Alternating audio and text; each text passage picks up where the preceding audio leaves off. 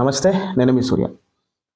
ఇప్పుడు జరుగుతున్నటువంటి యుద్ధం ఏదైతే ఉందో, ఇరాన్ కావచ్చు, అదేవిధంగా ఇజ్రాయెల్, అమెరికా అండ్ యూఏఈ ఈ యుద్ధం ఏదైతే ఉందో, ఇప్పుడు భారతదేశానికి చాలా ప్రమాదకరంగా మారేటువంటి అవకాశం ఉంది. ఏంటి అంటే, భారతదేశం యుద్ధంలో పాల్గొనదు, లేదా భారతదేశం మీద ఎవరు దాడి చేయరు. కానీ ఎప్పుడైతే ఇరాన్ లీడర్ అనేటువంటి ఖమేనీ చనిపోయిన తర్వాత, ఎక్కడా లేని విధంగా ఆఖరికి ఇరాన్‌లో కూడా లేదు. ఇరాన్ ప్రజలు ఆనందపడుతున్నారు. ఆడవాళ్ళు స్వేచ్ఛ వచ్చిందని చెప్పి ఆనందపడుతున్నటువంటి సమయంలో, భారతదేశంలో అనేక చోట్ల ఖమేనీ చనిపోయిన తర్వాత ఈ రోజున ర్యాలీలు జరుగుతున్నాయి. అంతేకాకుండా వాళ్ళ బంద్ కూడా ప్రకటించడం జరిగింది జమ్మూ అండ్ కాశ్మీర్‌లో. ఇప్పుడు సెంట్రల్ గవర్నమెంట్ క్లియర్ ఇన్‌స్ట్రక్షన్స్ ఇచ్చింది అన్ని రాష్ట్రాలకి. మత విద్వేషాలు రెచ్చగొట్టే విధంగా ఈ రోజున కార్యక్రమాలు జరిగేటువంటి అవకాశం ఉంది. కాబట్టి చాలా జాగ్రత్తగా, అప్రమత్తంగా ఉండాలి అని. ఇలాంటి పరిస్థితులు భారతదేశానికి ఎందుకు రావు? ఎవరు తీసుకొస్తున్నారు? భారతదేశంలో ఉన్నటువంటి కొన్ని సంస్థలు కావచ్చు, కొంతమంది మత పెద్దలు కావచ్చు, సామాన్యుల్ని మతం పేరు మీద రెచ్చగొట్టి ఈ రోజున వాళ్ళతో ర్యాలీలు చేయించి, ఖమేనీ అనేటువంటి ఒక వ్యక్తి చనిపోతే ఈ రోజున దేశంలో అనేక చోట్ల ర్యాలీలు, ఉద్యమాలు చేస్తున్నారు. సిగ్గు లేదండి నిజంగా. ఎందుకనంటే అదే ఖమేనీ అదే దేశంలో, ఇరాన్‌లో మాకు స్వేచ్ఛ కావాలి, మాకు ఆర్థికమైనటువంటి స్థిరత్వం ఉన్నటువంటి ప్రభుత్వాలు కావాలి, మేము స్వేచ్ఛగా బతకాలి అని తిరగబడినటువంటి అనేక మంది మహిళల్ని, అనేక మంది ప్రజల్ని, వేలాది మందిని చంపేశాడు అతను. అలాంటి వాడు సరే, అతన్ని చంపడం అమెరికా రైటా, కరెక్టా అంటే, ఒక దేశ అధ్యక్షుడిని వేరే దేశం వాడు ఎవరన్నా చంపితే అది కరెక్ట్ కాదు, అంతవరకు ఓకే. కానీ అక్కడ ఎవరో చనిపోతే మరి ఆ ప్రజలు చనిపోయినప్పుడు ఏమైపోయి ర్యాలీలు? ఖమేనీ చేత చంపబడ్డాడు, కొన్ని వేల మంది చంపబడ్డారు. మరి వాళ్ళు చనిపోయినప్పుడు ఈ సామాన్య ప్రజలు ఏమైపోయారు? ఈ ఆర్తనాదాలు ఏమైపోయాయి? ఈ ఏడుపులు, పెరపప్పులు ఏమైపోయాయి? ఎవడో ఖమేనీ అనేటువంటి వాడు చనిపోతే అది ఈ దేశస్తుడు కాకపోయినప్పటికీ కేవలం మతం అనేటువంటిది మనది కాబట్టి, ఆ షియా మత పెద్ద కాబట్టి ఈ రోజున ఇక్కడ ర్యాలీలు, ఉద్యమాలు. ఇందులో బాధాకరమైన విషయం ఏంటంటే, మనం ఉండేటువంటి దేశం వేరు. ఈ దేశం కోసం, స్వేచ్ఛ కోసం పనిచేసినటువంటి వాళ్ళు, ప్రాణత్యాగాలు చేసినటువంటి వాళ్ళు మనకు గుర్తురారు. వాళ్ళ జయంతులు, వర్ధంతులు మనం చేయము. మొక్కుబడిగా ఒక జెండా ఎగరేస్తాము, దానికి సెల్యూట్ చేయము, వందే మాత్రం పాడము, భారత్ మాతాకి జయనము, ఇవేమి చెయ్యం మనం. కానీ ఈ దేశంలో మాత్రం స్వేచ్ఛగా బతికేయాలి. ఈ దేశంలో అన్నీ బతికేయాలి. ఈ దేశంలో ల్యాండ్ కావాలి, నీరు కావాలి, అన్నీ కావాలి.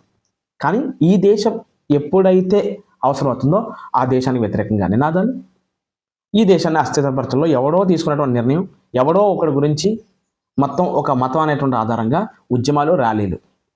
ఏం సాధిద్దాం మనం దీని గురించి? భారతదేశం అనేటువంటిది ఏదైనా సరే, నువ్వు ఎవరు అంటే నేను భారతీయులని చెప్పుకోవాలి తప్ప, నేను హిందూ, నేను ముస్లిం, నేను సిక్కు అని చెప్పుకోవడానికి ఏం లేదు ఇక్కడ. భారతదేశం సురక్షితంగా ఉన్నప్పుడే నీ విశ్వాసం అనేటువంటిది ఉంటుంది.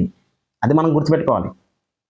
భారతదేశం సురక్షితంగా లేకపోతే నీ విశ్వాసాలు, నీ మతాలు, నీ కులాలు ఏమీ కూడా లేవు ఇక్కడ.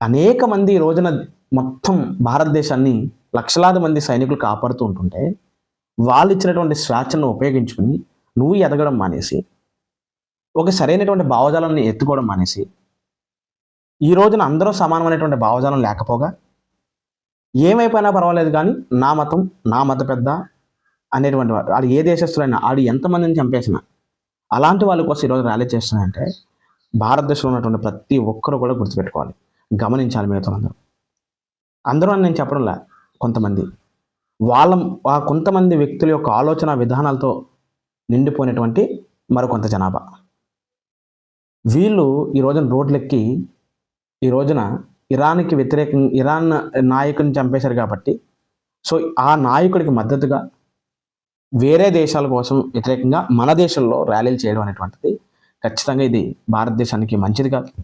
సో ఒక వ్యక్తి కోసం మనం వెళ్తున్నామంటే ఆ వ్యక్తి యొక్క చరిత్రను అర్థం చేసుకొని ఆ వాడి కోసం మనం నిలబడాలా లేదా అనేటువంటిది వ్యక్తిగతంగా మనం తీసుకోవాల్సిన నిర్ణయం.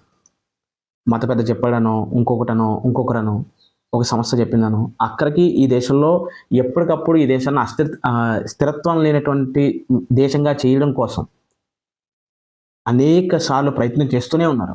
రైతు ఉద్యమాల ద్వారా, ఇప్పుడు ఇది ఒక ద్వారా, ఈ పాపులర్ ఫ్రంట్ ఆఫ్ ఇండియా అనేటువంటిది, సిడ్బీ అనేటువంటి దేశాలు, వెల్ఫేర్ పార్టీ ఆఫ్ ఇండియా, ఇలా అనేక సంస్థలు ఈ దేశం కోసం, దేశానికి వ్యతిరేకంగా, ఈ దేశాన్ని స్థిరత్వం లేకుండా చేయడానికి పనిచేస్తుంది. వాళ్ళ ముసుగులో పడి ఈ దేశాన్ని మనం కాపాడుకోలేకపోతే మరొక చెప్పండి, ఈ దేశం దాటి మీరు ఎక్కడికైనా వెళ్ళగలరా? ఈ దేశంలో ఇన్ని దేశాలు ఉన్నాయి, ముస్లిం దేశాలు, ఎక్కడైనా స్వేచ్ఛ ఉందా? ఈ రోజున సున్నీ లాంటి దేశాల్లో, అభివృద్ధి చెందిన దేశాల్లో, యూఏఈ లాంటి, దుబాయ్ లాంటి దేశాల్లో కూడా సేఫ్టీ లేదు. ఎందుకంటే అక్కడే ఈ దాడులన్నీ జరుగుతున్నాయి. ప్రపంచంలో మీరు నమ్మేటువంటి మతానికి ఎక్కడైనా స్వేచ్ఛ, స్థిరత్వం ఉంది అని అంటే అది ఈ దేశంలో మాత్రమే. అలాంటి ఈ దేశాన్ని కాపాడుకోవాల్సినటువంటి ప్రయారిటీ ప్రతి ఒక్కరు మతాన్ని పక్కన పెట్టి దేశం అనేటువంటిది ముందు అనేటువంటి ఆలోచన మనం ఉండి ఈ దేశాన్ని కాపాడుకోవాల్సిన అవసరం ఉంది. ఎవరైతే ర్యాలీలు చేస్తున్నారో, ఎవరైతే ఈ రోజున రెచ్చగొడుతున్నారో వాళ్ళు ఈ దేశం దాటి బతకగలరా? పక్కన బంగ్లాదేశ్ వెళ్ళగలరా? పాకిస్తాన్లో బతకగలరా? ఇరాన్ వెళ్తారా? గాజా వెళ్తారా? ఇరాక్ వెళ్తారా? దుబాయ్ వెళ్తారా? దుబాయ్ రానిస్తారా? అక్కడికి వెళ్తారా? అక్కడికి వెళ్ళి బతకగలరా? తల్లి లాంటి ఈ దేశానికి కాదని చెప్పి మూర్ఖత్వంగా, తీవ్రవాదంతో, మతం ఆధారంగా కనుక మనం వెళ్తే కనుక అది భారతదేశానికి నష్టం చేకూరుతుంది. అల్టిమేట్గా భారతీయులందరికీ కూడా నష్టం చేకూరుతుంది. ఆలోచించుకోవాలి.